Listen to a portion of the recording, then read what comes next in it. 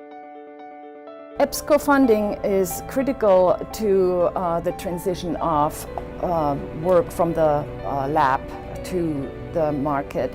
New Hampshire EPSCoR moves the needle to enable us to do the research to open the doors for economic development in the future. It's happening because industry and private business work together right from the early stages, and I think it has opened the doors for many other opportunities. All of this has been possible because of the EPSCoR grant. Otherwise, it would just be a picture in my notebook.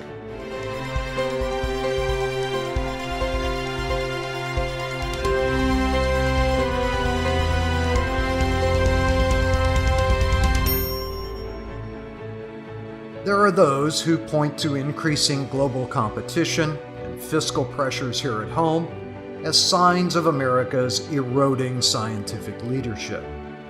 But those who say that don't know America very well, or they fail to recognize the American spirit of innovation. America has never been one to shy away from a challenge, and today is no different.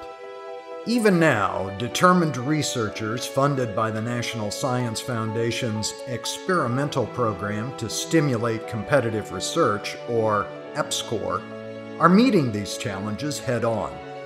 From Maine to Hawaii, scientists, engineers, mathematicians, educators, and researchers are unearthing the scientific gems and discovering the breakthroughs that fuel homegrown American innovation and generate a strong economy.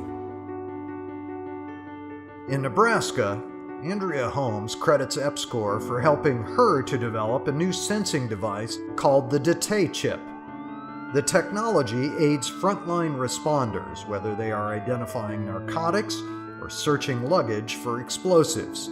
Detae chip is a portable and user-friendly technology to help authorities identify substances using molecular sensors and a smartphone. They can use their smartphone they already have, also do a test using our Detae chip, and get the kind of information they need to make really quick and often very powerful decisions. Holmes and her team are working with a Nebraska company to commercialize the technology.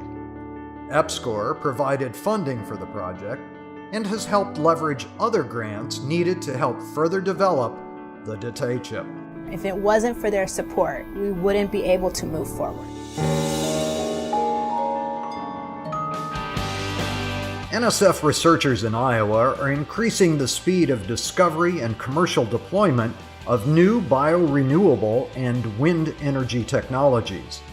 These breakthroughs will create new markets for Iowa manufacturers and crop producers, and add to the nearly 70,000 existing Iowa jobs in bioenergy and wind energy.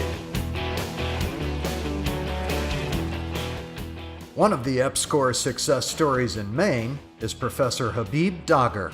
The Advanced Structures and Composites Center at the University of Maine was developed through a National Science Foundation EPSCoR grant back in 1996. We've grown from 5 faculty to 200 faculty and staff and students, and from no laboratory to a 83,000 square foot laboratory. The center has attracted over $100 million in research and development into the state of Maine since then. That was through over 300 contracts with industries in Maine and beyond. Kentucky EPSCoR is innovating tools and developing opportunities that will ignite a new knowledge-based economy. For example, the new EPSCoR-driven bioeconomy initiative, based on traditional mining regions of the state, is making investments that capitalize on existing strengths and natural resources while building the necessary new infrastructure to support the high-tech jobs that will result. Kentucky NSF EPSCoR has shown a clear return on its investment. Since EPSCoR's inception, Kentucky has increased from 40% below the national average for high-tech startups to more than 20% above the national average, and Fayette County is now ranked among the top 25 high-tech hotspots in all of America.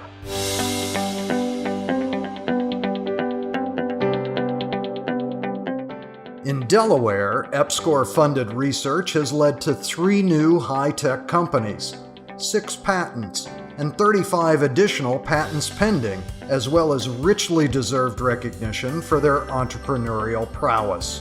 One of the great success stories from UD's High Technology Entrepreneurship course is referenced in the biography of Steve Jobs. Our student, Wayne Westerman, and his research advisor, John Elias, developed a new business plan for their multi-touch technology company called Fingerworks. Apple actually acquired their company 2 years before the iPhone was launched. So every time we swipe a finger across a smartphone or tablet, we remember NSF, EPSCoR, and UD had a hand in it first. The challenge in West Virginia is to move from a largely extractive economy to one that is more innovative and based on technology. This transformation requires funding and support so that the state's universities can attract serious researchers like Letha Suter. Letha is an assistant professor in the Department of Basic Pharmaceutical Sciences at West Virginia University. She was recruited to the school with money from an EPSCoR grant. EPSCoR support has allowed me to research molecular recognition elements in hopes of creating devices that the United States military can use to detect explosive, chemical, and biological warfare agents. Today, America as a nation stands at a scientific crossroads. By drawing on America's rich wellspring of scientific talent, no matter where it resides, in rural communities or urban centers, in large institutions or small universities, NSF EPSCoR fuels the engine of innovation that secures America's scientific leadership on the global stage and generates the economic vitality required to rise above any fiscal hurdle. This is the matchless contribution NSF EPSCoR makes to a vital U.S. economy. It meets the diversification of science globally by tapping into the extraordinary diversity of American talent locally. It casts wide the net to ensure no scientific gem remains unearthed, and the payoffs are very real. From Wyoming's burgeoning supercomputing centers to Montana's thriving optics industry, from the spread of solar power clusters in Arkansas to a vibrant life sciences industry in Delaware. But these are merely the beginning. There are more flames of innovation to fan, and there are more scientific gems waiting to be unearthed. Through NSF EPSCoR, and with your continued support, we will find them together, because there's no way of knowing where genius may strike next.